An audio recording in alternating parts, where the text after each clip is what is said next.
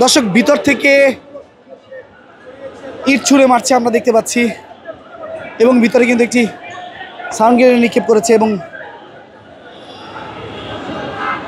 এখানে কিন্তু একজন গণমাধ্যম কর্মীর গায়ে কিন্তু ইটের টুকরে এসে লাগে, এবং পুলিশ সদস্যরা কিন্তু এই মুহূর্তে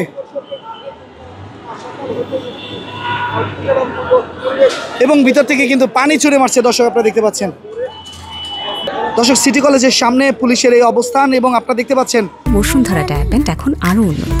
এই hot air through top sheet দ্রুত শোষণ করে সোনামণিকে দেয় কোমল অনুভূতি। পুলিশের সদস্যরা কিন্তু অনেক আহত হয়েছেন আমরা দেখতে পাচ্ছি সিটি কলেজের শিক্ষার্থীদের ছোড়া ইটের আঘাতে, এবং এখানে দেখতে পাচ্ছি শিক্ষার্থীরা দৌড়ে আসছে, এর মধ্যে কিন্তু কয়েকজন আহত হয়েছেন।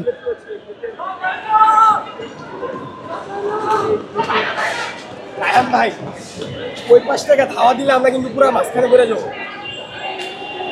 ভাই, পুরো একটা।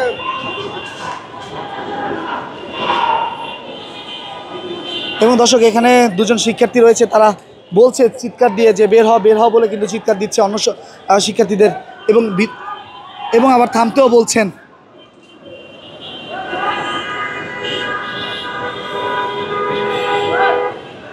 ঢাকা কলেজ এবং সিটি কলেজের মধ্যবর্তী যে ধাওয়া পাল্টা ঘটনা ঘটেছে, সেই ঘটনার থামাতে পুলিশ কিন্তু সিটি কলেজের শিক্ষার্থীদের ধাওয়া দিয়ে তাদের ক্যাম্পাসে যখন নিয়ে আসে, এর পরিপ্রেক্ষিতে পুলিশের দিকে কিন্তু সিটি কলেজের শিক্ষার্থীরা ইটপাটকেল নিক্ষেপ করতে থাকে, এবং সেই প্রেক্ষিতে পুলিশও কিন্তু তাদের দিকে সাউন্ড গ্রেনেড নিক্ষেপ করে।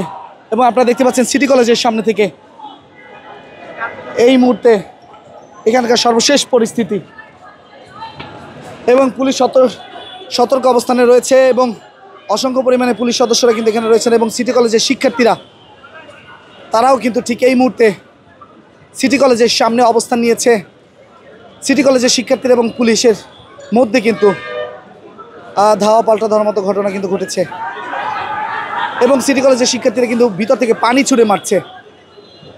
দর্শক আপনারা দেখছেন কালের কণ্ঠের সঙ্গে রয়েছে আমি মোহাম্মদ রায়হান হোসেন।